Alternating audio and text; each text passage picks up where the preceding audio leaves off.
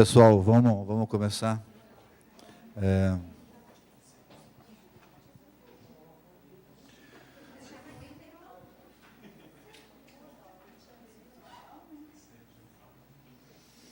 Bom dia a todos. Tá? Então, nós vamos dar início aqui à quarta reunião científica, né, da PANTE, Associação Paranaense de Medicina do Trabalho. Né?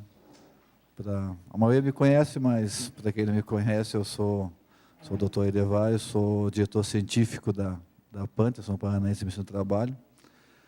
Por mais que por outras atividades aí que eu tenho desenvolvido, as reuniões científicas têm ficado a cargo do Dr. Guilherme, né? Queria parabenizar o Guilherme aí pelo apoio, pelo esforço, né? Que ele tem realizado aí. Eu acho que tem feito um belo trabalho, né? Com certeza isso tem valorizado bastante nessas reuniões científicas que também são importantes para nós. A reunião científica vai ser coordenada pelo Dr. Jean, né, que é diretor da nossa entidade.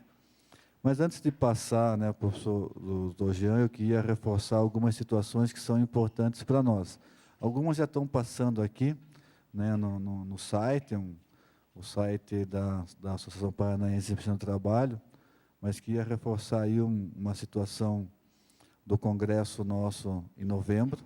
Né, vai ser o segundo Congresso Paranaense. Nós fizemos o primeiro congresso em Ponta Grossa, que foi muito bem, por sinal. Tivemos mais de 300 pessoas lá em Ponta Grossa, num congresso no interior. Realmente foi uma situação muito boa para nós e para a medicina do trabalho no estado do Paraná. Tivemos participantes praticamente quase do Brasil todo, tivemos mais de 20 trabalhos escritos. Agora vamos ter o segundo, vai ser aqui em Curitiba, vai ser aqui na Associação Médica. Esse segundo congresso ele tem a jornada junto e tem um ibero-americano.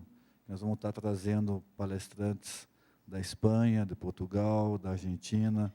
Então vai ser bem interessante e eu queria reforçar o convite, né, e que vocês também nos ajudassem aí na questão da divulgação, né, para outros colegas, até porque a gente sabe que tem muitos médicos do trabalho, e eu conheço muitos, que pouco participam, não se atualizam, né? E é importante trazê-los para a sociedade, é importante que eles tenham novos conhecimentos, porque isso é importante, que fortalece a especialidade, fortalece a entidade. Eu acho que isso é bem importante para o nosso crescimento, né? Enquanto pessoas, enquanto profissionais da área de saúde, da área de medicina do trabalho. Então, o congresso é importante. Nós vamos ter agora o terceiro curso de atualização em medicina do trabalho. Vai ser agora em outubro, começa no dia 10 de outubro. Ele vai ser em 3 módulos. É um curso de atualização, mas ele é preparatório para uma prova de especialista que a NANT vai fazer em dezembro. A NANT tem a previsão de fazer uma prova de especialista em medicina do trabalho em dezembro, no dia 14 de dezembro, no Rio de Janeiro. Se tiver mais que 20, talvez até saia aqui em Curitiba, como nem teve em maio, mas isso vai depender da NANT, não depende exclusivamente de nós. Mas tem esse terceiro curso de atualização, ele tem uma função de trazer conhecimentos novos para os médicos, atualizar conhecimentos que são importantes para o médico do trabalho, até aquelas pessoas que já têm título. E também ele tem uma outra função, que é preparar essas pessoas para fazer a prova de títulos, que também é uma situação bem importante. Então, temos o nosso jantar, né? Todos os sócios estão convidados, né? Nós temos um jantar no dia 4 de outubro, no Concórdia, né? Vai ter um lançamento de um livro, vai ter... não pode contar? Puxa, tá bom, não vou contar tudo. Então, tem uma série de atividades, né? Então, e está lá no nosso site. Acho que o site ele está bem atualizado, ele está bem legal, ele está mostrando bastante coisa. Então, gostaria que vocês acessassem, estivessem sempre vendo, né, estivessem divulgando, eu acho que é bem importante. Acho que no final o Paulo Zétula, né, nosso presidente, depois vai falar um pouco mais, né? Eu estou falando um pouco aqui, mas depois ele sempre gosta de falar bastante no final, mas depois ele fala. Tá, pessoal? Então, não queria me estender, queria passar para o doutor Jean aqui, né, essa quarta reunião científica, é um tema bem importante.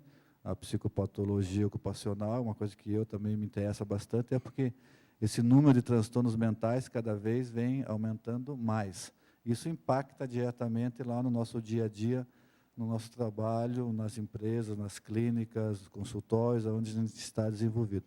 É um tema, e até muitas vezes alguns autores colocam, né, que é o mal do nosso século, né? O mal do século são os transtornos mentais. Como é que vamos resolver isso? Né? Acho que temos que estudar, aprender com os especialistas, estudar, aprender, para a gente poder enfrentar essas situações. Ok? Então, aqui agradecer, dar mais uma vez um bom dia para vocês, desejar um belo trabalho e passar a condução para o doutor Jean. Obrigado.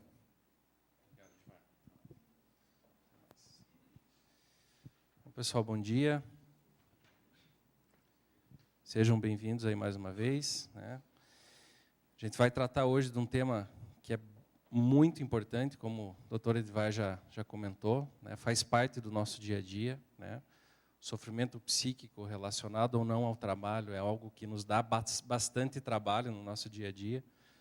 São perfis diferentes de patologia, são perfis diferentes de abordagem, condutas diferentes, né? Relação incapacidade, capacidade laborativa, restrição ou não, usa medicamento, pode trabalhar de noite ou não, né? Pode trabalhar com outras pessoas, é uma ameaça para o próprio paciente, é uma ameaça para outras pessoas. Então, é um tema bastante difícil, a gente realmente precisa, como o Edvar falou, se atualizar, estudar bastante, porque cada caso é um caso em particular e tem a sua peculiaridade para a gente tentar, junto com os especialistas, resolver. Nós trouxemos especialistas aqui, né, com bastante experiência. Gostaria de agradecer ao doutor Alexandre, ao doutor João, ao doutor Gabriel pelo aceite do convite. O doutor Guilherme preparou com muito carinho essa mesa que a gente vai discutir aqui. Está uma mesa muito boa. A gente vai ter uma dinâmica um pouquinho diferente hoje, por conta de outros compromissos dos nossos palestrantes. Então, ao final de cada palestra, a gente vai abrir para perguntas. 5, no máximo 10 minutos. Tá? Então, nós vamos ter um intervalo depois da segunda palestra, e aí ter depois uma palestra com o doutor Alexandre, e aí no final as perguntas para o doutor Alexandre, ao final da palestra do doutor João, as perguntas, e o doutor Gabriel também. Vai começar então com o doutor Gabriel Munique Jorge. Cada palestrante preferiu se apresentar, então vou deixar a critério deles a apresentação. Para a gente não se estender muito, doutor Gabriel, passo a palavra, seja bem-vindo. Tá?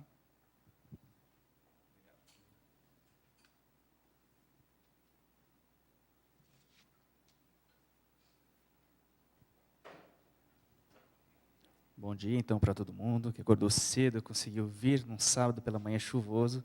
Parabéns. Tá? Eu acho que isso é um crescimento para cada um de vocês, de nós, dividirmos esse assunto. E esse desafio dado a nós realmente é um desafio. Né? Foi um dos temas mais difíceis para serem elaborados e serem discutidos, eu acredito, no dia a dia, tanto no ambiente de trabalho, quanto nas nossas relações interpessoais, quanto a nós mesmos, que seria tratar, eu acredito, sobre a nossa personalidade, como é a formação, de como que nós nos identificamos e agimos a respeito do meio e do dia a dia. Então, seriam sobre os traços das personalidades, no ambiente de trabalho seria o tema, mas vamos discutindo ponto a ponto cada um das personalidades. Então, meu nome é Gabriel, eu sou médico, tenho formação na Faculdade Evangélica do Paraná e no HC, na área da psiquiatria. Eu sou psiquiatra assistente da Única e tenho atuação em hospital dia, hospital integral, interconsulta e atendimento particular. O interesse em foco em transtornos de humor e associação com estresse precoce. Então, fico à disposição, tenho o meu e-mail na apresentação. vocês podem também fazer o e-mail, a apresentação está disponível para vocês, né, e está sendo gravado também. A respeito da personalidade, tem que começar com um tema de persona, né? O que seria uma persona? Seria uma máscara que você poderia utilizar para definir o teu estado numa apresentação, por exemplo, na Grécia, né? Seria uma forma de identificação sobre a pessoa. E a personalidade acaba sendo como uma característica no qual podem ser compartilhadas entre os indivíduos, terem situações parecidas ou formas de pensar de um jeito e agir semelhante, mas o conjunto é distinto de cada um, determinando então uma forma única como cada indivíduo responde, interage com outros indivíduos e com o ambiente. Transtorno de personalidade, o Kurt Schneider, há um certo tempo, já definiu, na realidade, na personalidade psicopática. Seria personalidades psicopáticas são aquelas personalidades que sofrem por suas anormalidades ou fazem sofrer sob influências dessas a sociedade. Isso, personalidade psicopática, seria o psicopata. Mas a gente pode tentar extrapolar esse entendimento de transtorno para as outras personalidades também. Considerando, então, que transtorno de personalidade seriam as atitudes e condutas marcadamente desarmônicas, que você pode encontrar envolvendo várias áreas do funcionamento, da afetividade do indivíduo, a excitabilidade, controlar os impulsos, dificuldade de controlar os impulsos, modo de percepção e o pensamento, e o estilo de relacionamento com os outros. Transtorno significa trazer uma desarmonia, trazer um problema. Então, seria um padrão anormal de comportamento. E é de longa duração, invasivo, mal adaptativo, uma manifestação aparente que aparece desde a infância e adolescência, já dá alguns indícios que na vida adulta pode se transformar em um problema, ou levar um problema para a sociedade, entendendo assim, leva a angústias pessoais, não invariavelmente associadas a problemas no desempenho ocupacional e social. Eu acho que era o foco até dessa discussão. Transtorno de personalidade foi categorizado alguns subtipos de personalidades. Por quê? Personalidade, na realidade, cada um tem a sua. Tá? Cada um tem um jeito de funcionar. E foi englobado vários problemas ou várias situações semelhantes em categorias, isoladamente. Dentro dessas categorias, a gente vai tratar de algumas dessas, e aos pouquinhos a gente vai tratando isoladamente cada uma, para vocês entenderem, e a gente encontrar essas relações das personalidades, ou dos traços das personalidades, com a relação ao trabalho, ou a relação no funcionamento individual. A gente pode categorizar em um grupo A, que seriam os paranoides, os esquizoides e esquizotípicas. Grupo B, então, os antissociais, os emocionalmente instáveis, também chamado borderlines, ou nessa categoria, histriônicos, narcisistas, e o grupo C, esquiva, dependente e obsessivo-compulsivo anancástico. Transtorno de personalidade significa problema. Mas nós estamos falando aqui de traços da personalidade, que também, em alguns momentos, pode se transformar em um problema. Onde a gente pode estudar ou ver isso no dia a dia em nós mesmos, porque cada um de nós tem focos, talvez, de cada uma dessas personalidades. Não precisa ser isoladamente de uma, a gente pode ter pontos isolados, e isso é benéfico. Não quer dizer que todo traço que a gente vai encontrar aqui é ruim, faz mal. Na nossa família, no trabalho, né, e nas últimas experiências que eu tenho tido, nas reuniões de condomínio, né? Mas daí também envolvendo algumas dinâmicas bem problemáticas, né? A gente vai começar então com uma delas, que é a paranoide, e tentar correlacionar isso com o nosso dia a dia. Bom, de paranoide, o que a gente entende por isso? Essas daqui, eu separei os principais focos, e às vezes da maneira piorada, máximo do máximo, né? A pessoa pode ter, então, suspeita de ser explorado maltratado ou enganado. Isso como pode ser refletido dentro do ambiente de trabalho? Da pessoa ficar extremamente desconfiada quando colegas de trabalho conversam, de se sentir, de um certo modo, que tem que ser processar a empresa, normalmente relacionado, olha, vocês estão me maltratando porque eu estou trabalhando 8 horas por dia, assim como os outros que estão aqui. Né? Mas veja, por quê? Né, nesse sentido? Não, porque eu faço diferença, né, nesse momento. Porque eu sou explorado. E os outros, quando estão no ambiente de trabalho, olham para mim e isso me traz um mal-estar, porque eu sei que eles possam estar falando de mim. Uma dúvida infundada, então, até sobre a lealdade ou confiabilidade dos colegas. Como que a gente pode confiar em alguém se tem essa desconfiança? Em algum momento, às vezes, essa pessoa pode ter um problema secundário a isso, que ela sempre é desconfiada, ou acaba sendo, de maneira geral, quase sempre desconfiada. E claro, que em algum momento as pessoas podem comentar no ambiente de trabalho sobre ela mesma. No primeiro momento parece infundado, mas as repetições às vezes são fundadas. Em algum momento alguém vai falar dele. Você viu como é que a pessoa não confia na gente? E isso pode gerar um certo problema interpessoal. Até mesmo com as chefias. Né? A chefia pede alguma coisa para essa pessoa, imagina que ela deve cumprir. Né? E ela entende que isso acaba sendo uma forma de estar sendo maltratado. Medo de confiar em informações importantes aos outros. A informação é dela. Por que eu vou dividir com alguém essa informação? Se isso pode me prejudicar. Né? Mas não, a gente vive num ambiente que essa informação deve ser trocada, deve ser interrelacionada. Ela interpreta, então, significado neutro. Por exemplo, a pessoa passou no corredor, não me cumprimentou, né? Por ser humilhado ou, de um certo modo, ameaçado em outras situações. Eu fui humilhado, a pessoa passou aqui não olhando na minha cara. Né? Isso são traços. Pode ter a pessoa, em alguns momentos isso, pode até ter, em algumas situações específicas, isso. E acaba guardando rancores persistentes, sendo implacável com os insultos. Realmente, às vezes, acaba acontecendo. Olha, você não está sendo um bom profissional.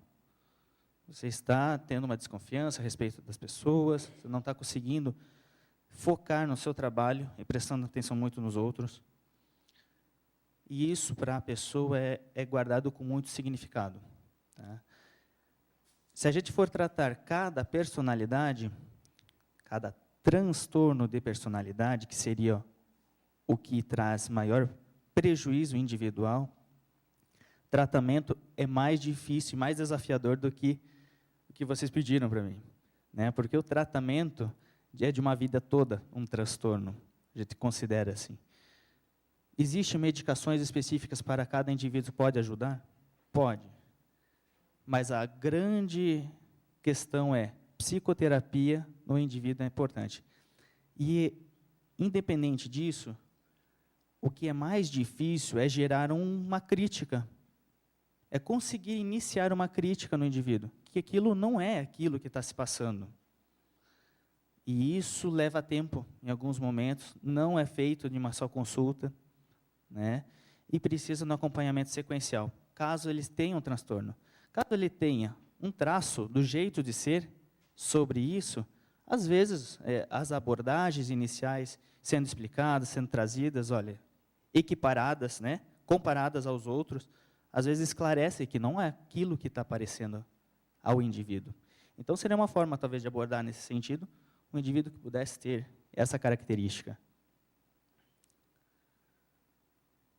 O esquizoide, a gente pode entender, então, como que não deseja nem gosta de um relacionamento íntimo. O indivíduo que tem, quase sempre, acaba optando por uma atividade solitária, tem um prazer em poucas atividades, se é algumas, mostrando-se indiferente a elogios, críticas, demonstrando frieza emocional ou distanciamento. Então, às vezes, acaba sendo aquele indivíduo que, quando os colegas de trabalho chamam para sair, não sai. Porque faz parte dele. Ele não tem interesse em sair com os outros, interagir com os outros. Eu vou fazer o meu trabalho e talvez nem faça o meu trabalho adequadamente. Nem faça o que eu tenho que cumprir adequadamente. Até as atividades laborais perdem o sentido para ele. Isso não adianta. Eu faço um elogio, às vezes vem pessoas, olha, tem uma pessoa que não entende. Eu faço um elogio e ela não diz nem que sim, nem que não. Parece que está depressiva, né? É fria, né? Que não me respeita também. Na realidade, ele tem um funcionamento deste modo, uma personalidade nesse sentido. Tem pessoas que têm traços de cada uma dessas situações. Como a gente age com uma pessoa assim? Às vezes é mostrando lentamente, de uma maneira muito sequencial, e mostrando a dificuldade com as interações ao meio, como que pode crescer a qualidade de vida, qualidade financeira, em algumas situações, né, também relacionadas. E a qualidade da saúde deste. Mas como são situações envolvidas a mim, e como que eu ajo, e eu quero continuar agindo deste modo, é o que eu ressalvo a primeira situação. É difícil gerar uma crítica. Esquizotípica.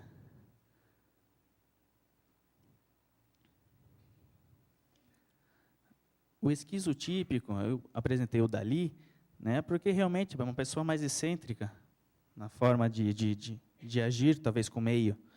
Tem ideias de referência, umas crenças que podem ser bizarras no entendimento mágico, que influenciam no comportamento. Talvez seria o excêntrico no trabalho, o esquisitão, que os outros acabam chamando.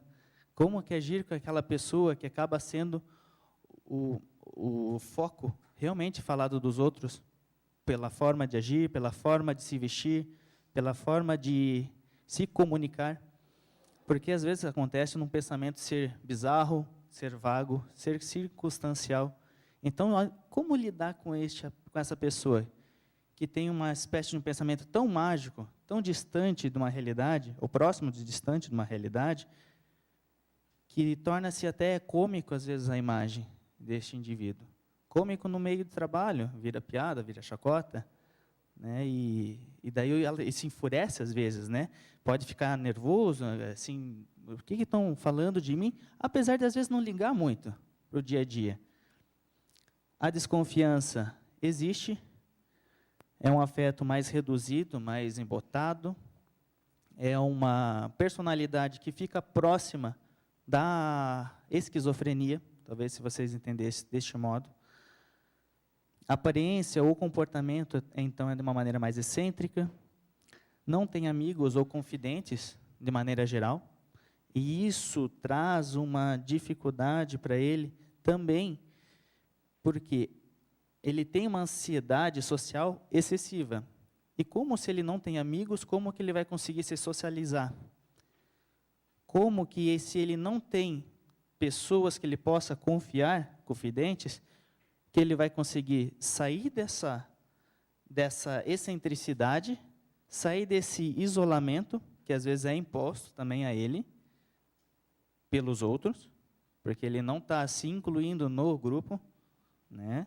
Que a gente forma grupos no dia a dia nossos. Né? Tem grupos que a gente se dá certo, bate o santo na história. Tem grupos que nem sempre a gente dá muito certo. E talvez por nós mesmos, pelo nosso jeito de ser e jeito da outra pessoa ser. E quando chega uma pessoa excêntrica, isso acaba sendo rejeitado, afastado. De reaproximar essa turma, reaproximar esse grupo, reaproximar talvez essa pessoa com o ambiente no qual ele exerce uma função. E isso que chamaria de excêntrico seria o quê? Depende, porque dependendo do ambiente excêntrico dele, que é culturalmente aceito, ele se dá muito bem, ele trabalha muito bem, ele faz a proximização e o espelhamento das outras pessoas do jeito dele. E dá certo, né? O paranoide, anterior, também pode trabalhar muito bem em alguns outros locais, naquele modo no qual ele funciona. Às vezes, um segurança sendo paranoide, quem sabe não traz uma maior segurança em algumas situações, uma característica da personalidade dele. Porque ele vai atrás, ele quer ver o que está acontecendo. Que história é essa que estão conversando aí na frente? Tem que saber que está conversando aqui na frente. Não é para conversar aqui na frente. Quem sabe com segurança, claro, não na forma de exagero, não na forma de trazer um problema, ou dele ferir alguém, né? O antissocial, ou né, também chamado de psicopata, é uma pessoa que acaba tendo dificuldade ou incapacidade de adaptar-se às normas sociais. Então, ela fere regras, quebra contratos, descumpre ordens, gera, às vezes, normalmente, problemas de retorno para a empresa, para alguém, para o meio, tem uma propensão para enganar, mentir, ludibriar por uma vantagem pessoal. Isso gera a dificuldade também de uma equipe toda, conhecendo ao longo do dia a dia dessa pessoa, como confiar também nela. Porque ela vai usar para uma vantagem. Será que sempre? Talvez não. Só que, assim, às vezes gera essa dúvida persistente nos colegas, nos outros. Uma dificuldade em fazer planos no futuro, para o futuro. Por quê? Porque costuma ser vantagens imediatistas. Costuma ser um posicionamento imediatista. Então, talvez uma pessoa que tenta planejar algo no futuro, distante, às vezes você não consegue ter esse indivíduo numa posição assim, no trabalho. Então, é uma pessoa que traz dificuldades para esse planejamento tão a longa distância, porque ele vai permitir a vantagem pessoal aquilo.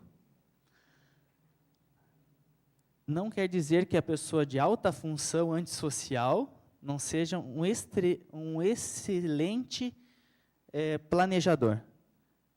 Não quer dizer isso, mas que ele pode cair do cavalo por conta das situações no qual ele acaba entrando de um certo modo, perigosamente.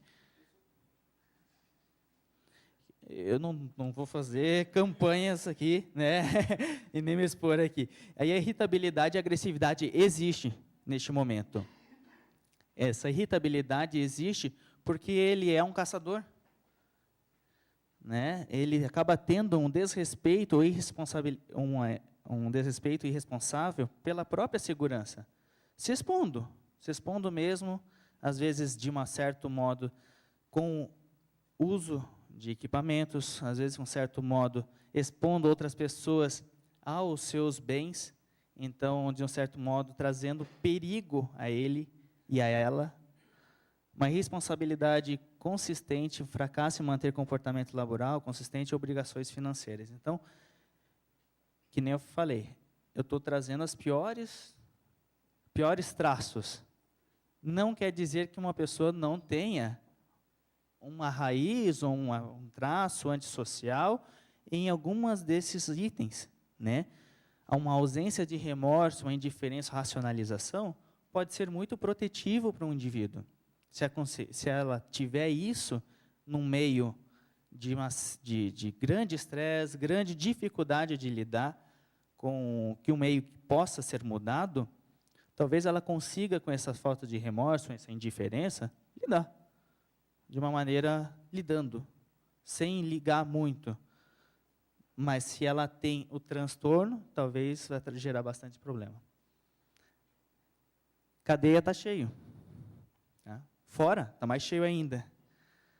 Então, na realidade, a gente não vê, a gente consegue perceber ao longo de uma vida, ao longo de um acompanhamento, ao longo de conhecer o indivíduo. E, às vezes, mesmo assim, que nem era o caso do Dexter, né, também era muito difícil ser visto, porque era altamente funcional. Emocionalmente instável. Isso foi ela que disse, né, que ela é borderline. Isso numa entrevista na Record até. A Monique Evans. Então, seria um esforço frenético no sentido de evitar um abandono. Costuma ter esse foco. Então, dentro de um meio, ela vai fazer esse esforço do jeito que for necessário. Se é para mobilizar o meio mundo para fazer isso, vai mobilizar o meio mundo. Acabam tendo relacionamentos instáveis, intensos. Então, são pessoas que têm extremos. E uma ambivalência pode ser extrema. No mesmo momento, às vezes, está tudo ok, num relacionamento, numa empresa, num dia a dia, numa outra pessoa. De uma hora para outra, isso muda. Isso acaba. Por uma questão pessoal, às vezes, um posicionamento que ela tenha sobre qualquer item no dia a dia dela. Pode acabar, da noite para o dia. Porque ser uma pessoa impulsiva pode trazer esse prejuízo em todas as áreas da saúde dela. A instabilidade afetiva, então, acaba sendo acentuada com a reatividade do humor. A gente tendo uma situação, quando a pessoa é pontuada, aí é o fim do mundo, aí a pessoa vai fazer o famoso barraco, pode fazer, né? Mas é o que acaba acontecendo neste momento. Costuma ter um sentimento, que ela diz, crônico e vazio. Um vazio não é um sentimento de tristeza, é algo como sendo, realmente eu sou uma pessoa solitária, sozinha. Esse vazio existe, eu não sei como preencher esse vazio. Por isso eu vivo tanto nos relacionamentos instáveis e de um modo intenso. E esse vazio não se complementa. Porque não está no outro a resposta, vai estar nela a resposta. E é mais um trabalho também para ser feito. E a raiva acaba sendo inadequada e intensa. Também, nessa ideia de extremos existindo.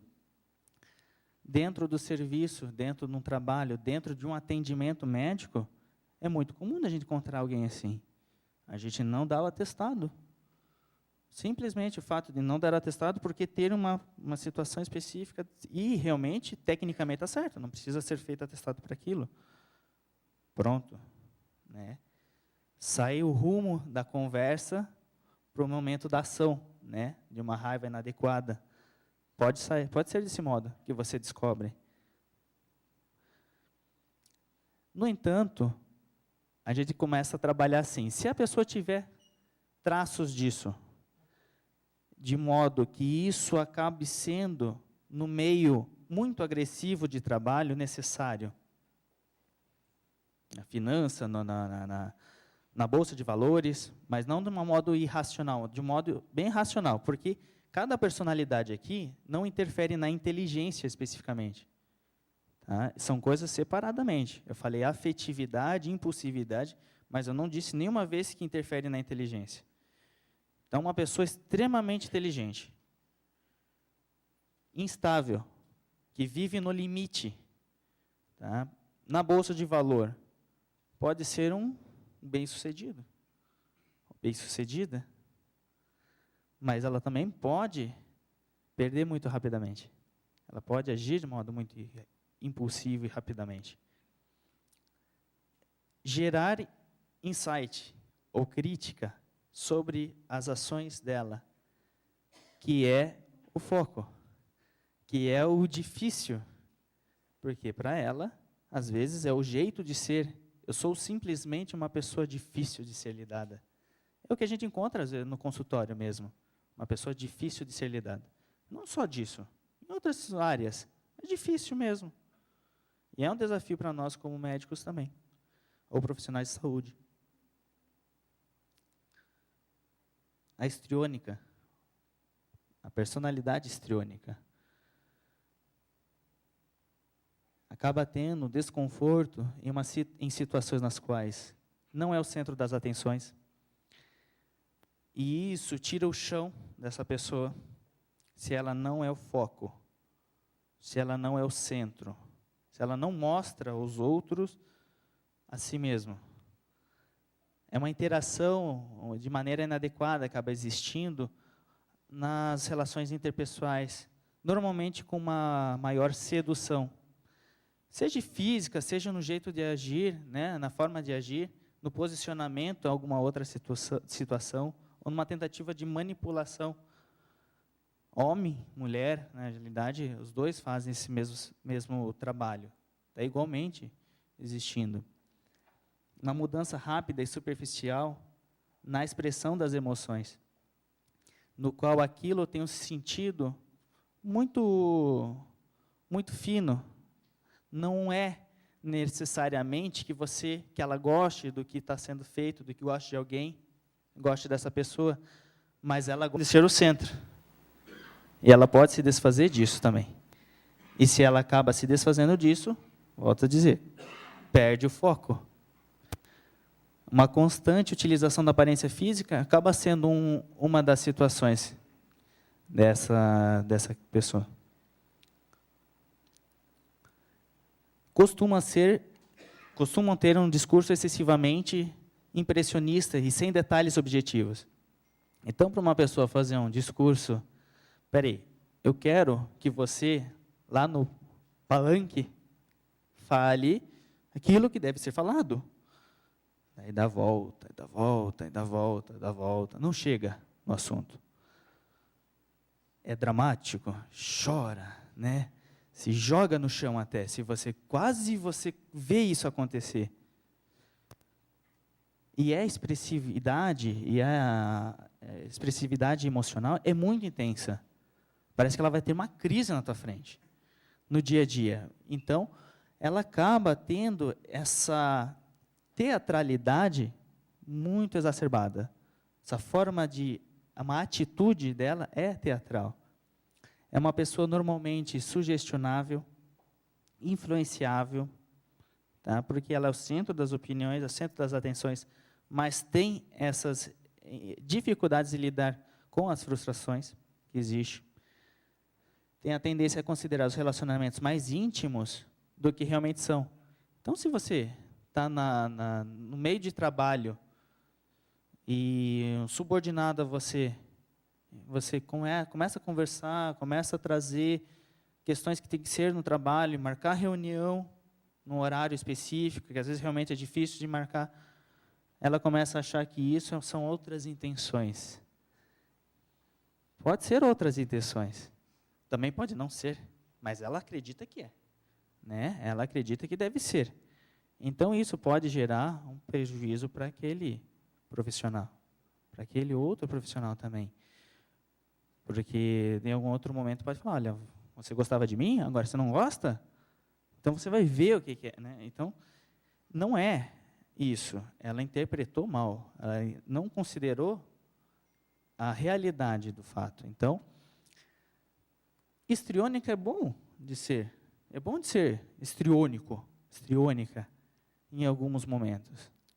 Numa comunicação, se você não for ter assim uma expressividade, você fica monotônico, assim, todo mundo dorme, todo mundo tem que ter o grito, tem que ter a emoção no teatro, na novela, né? Então, isso da dramaticidade é o que chama a atenção nessa personalidade.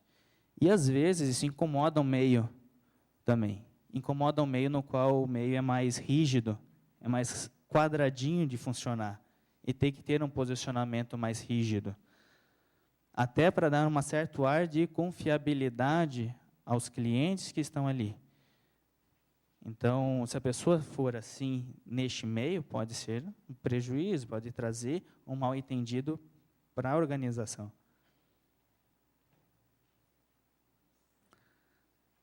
O narcisista, eu acho que essa foi uma das melhores opções que eu encontrei, tá, de narcisista, sem ser ofensivo, que é o cérebro. Né? Eu vou conquistar o mundo.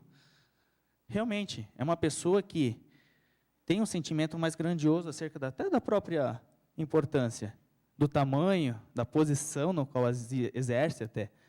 Tem uma preocupação com as fantasias de ilimitado poder, poder da inteligência, beleza, o amor ideal. Tem que ser o melhor. Seja ele, seja os outros que cercam. E ele também cerca-se dos melhores.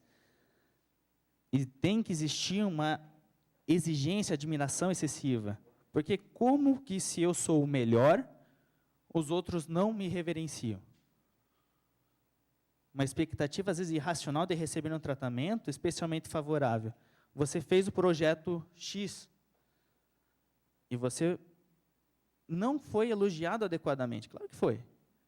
O chefe falou, conversou com você, explicou a situação, parabéns. Não, mas espera aí, e o meu aumento? Essas horas.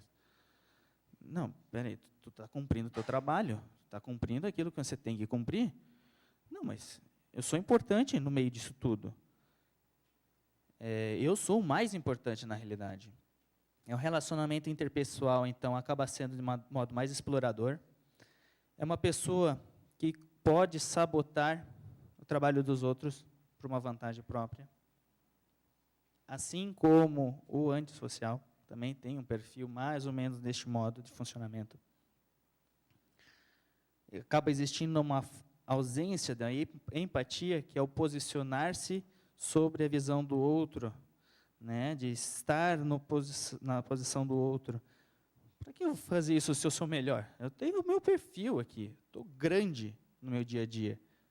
Eu posso ser invejoso de cobiçar o outro, mas eu tenho certeza que os outros me cobiçam muito mais. A atitude acaba sendo de modo arrogante e insolente. Insolente. Então, assim, é uma pessoa que altamente funcional, inteligência máxima, é uma pessoa que traz bastante prejuízo também. Pode trazer. Ou pode trazer muito ganho. Seja no meio político, seja no meio profissional, seja alguns traços do jeito de ser. Então, tem essas duas formas de agir, de se apresentar, né? E, às vezes, o que dá azar ou sorte no dia a dia. Mas ela continua sendo a melhor. E os outros vão morrer de inveja, independente da posição. Esquiva. A personalidade esquiva. O Charlie Brown, coitado, ele tenta sempre sair pela lateral, coitado. Está sempre fora de um meio, ou tenta estar fora de um meio. Tem medo da crítica,